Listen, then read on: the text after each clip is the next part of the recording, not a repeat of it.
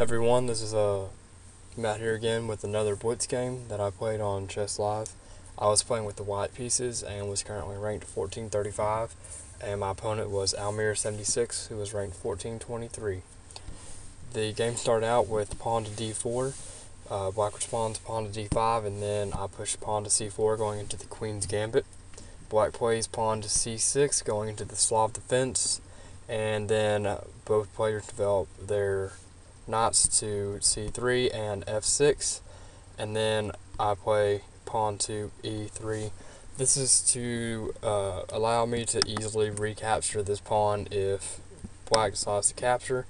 If I had not played this pawn here currently, I would have had to then push this pawn to a4 to guard this square in order to be able to maintain the material, and that would then create holes in my position that I do not want here this early in the game. So I play this variation of the Slav defense so that I can prevent that from occurring. Play continued with pawn to e6. This now transitioned into a semi-slav for black, and I played knight to f3, and black plays bishop to b4, pinning the knight to the king. I then play queen to d2, just trying to avoid getting these pawns stacked right here. And black castles, and then I play pawn to g4. This is a common gambit in the queen's gambit, if that's the right way to put it. It's just offering this pawn up for capture from the knight or from another piece, so that this file will then be open. Just already eyeing right at the king for rooks and my other pieces to maybe form an attack on the king side early on in the game and just try to crush black as quickly as possible. So black doesn't take the gambit and instead plays knight to e4, just trying to put more pressure on this knight that is pinned. And to deal with that, I just move my knight to d2, attacking this knight, trying to force force black to do something about this entire situation with our minor pieces, so that it's no longer going on. Instead of making a move, black instead pushes his pawn up to f5, which was actually a misplay, I think. I don't think that was the best move, because he's trying to open up his rook to be able to come into the game. But at the same time, I had initially moved this pawn up so that I could have this file. And by moving that pawn up, black is only opening up potentially this file some more. He's exposing his king to this diagonal, even though there's pawns there now that they won't always be there. And the bishops are on the board along with the queens, which is really not recommended to do that early on. Anyway, play continued. The g-pawn captures the f-pawn, and then the rook recaptures. He wanted to maintain this pawn center, but by capturing with the rook, he actually gives up material and loses a pawn in the following way. Knight captures knight, pawn captures knight. This pawn is now hanging, and the queen can come in and capture it. One variation after this point that I did not think about when I went for this material, again, it was a blitz game, but the fact that at this point black can just now take the knight, and it will cause these pawns to still stack. And now that I've opened up this file, doing so would open up this file, and my king is really not going to have anywhere safe to go as far as castling very well. Really, the king probably might not even castle. It might just end up the king moves, or maybe castles and then moves up at some point to maybe a more safer area, maybe on this square later in the game when the pawns are all around it. We did not see that variation. That's just one thing that I noticed that I would not like to see had I thought the move out all the way. But instead we see queen to f6, just getting ready to try to win back the material that I just took. And I ignore the threat, simply because I'd already played this pawn up to open up a file, and if black takes this pawn, then it's just going to open up this file as well, and I really don't mind that, seeing how I'm going to be castling queenside. And since I'm going to be castling queenside, I need to go ahead and make a move that will allow me to do that sooner, and that's bishop to d2. And bishop to d2 does a few things. Obviously, I can now castle on my following turn. It breaks the pin on this knight and prevents these pawns from doubling up if black decides to capture the knight. Play continues with the rook capturing the pawn on f2, just as he had set up to do, and I just ignored that and castle. Play after that continues with black moving the knight to d7, trying to get the knight into the game. This pawn's blocking its jump point there. This is not a very good jump point, so this is the best alternative. Keep note though that the bishop is now stuck, and also the bishop has lost sight of this square which my queen is attacking, and so until this knight moves, his queen is stuck guarding that pawn. Play continues. I develop my bishop to d3, as well as at the same time threatening to take this pawn with check.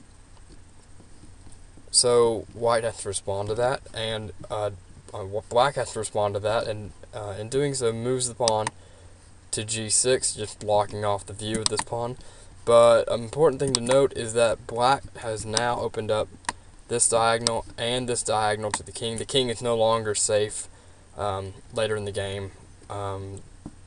Both the bishops and the queens are still on the board, so the king is very susceptible to attacks, particularly at this pawn right here.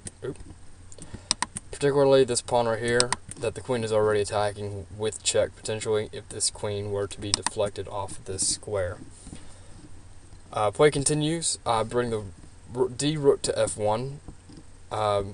Just trying to put some pressure on this rook. The rook's now pinned to the queen temporarily. And play continues. The bishop now captures the knight. Bishop recaptures bishop.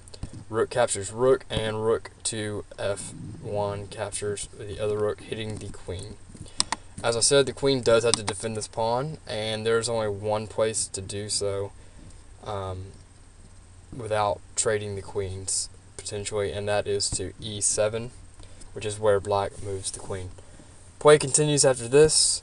I move my rook over to g1.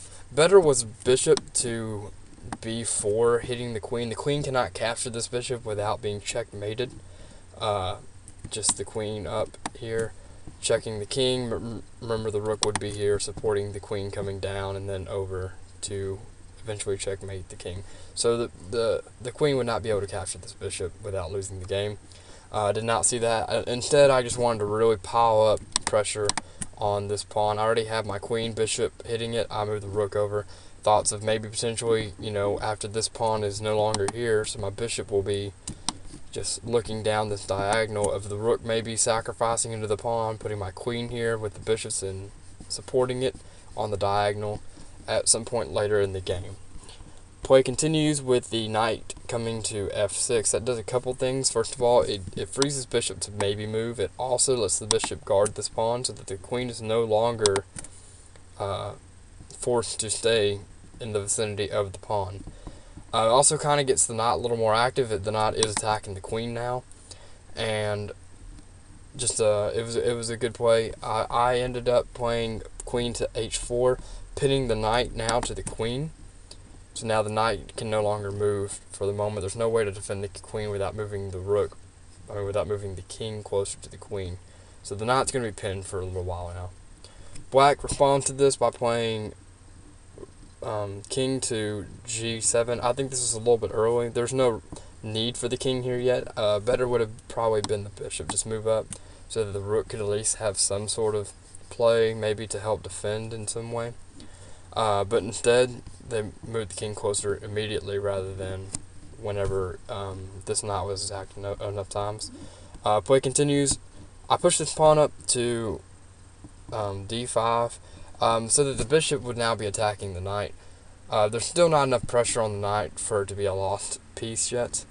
And so black just captures the pawn, but now I move the rook over to f1, and now this knight is starting to get into trouble. There's 3 attackers on it. There's only 1 defender because the king can't recapture now, and so black is about to start running into some problems soon.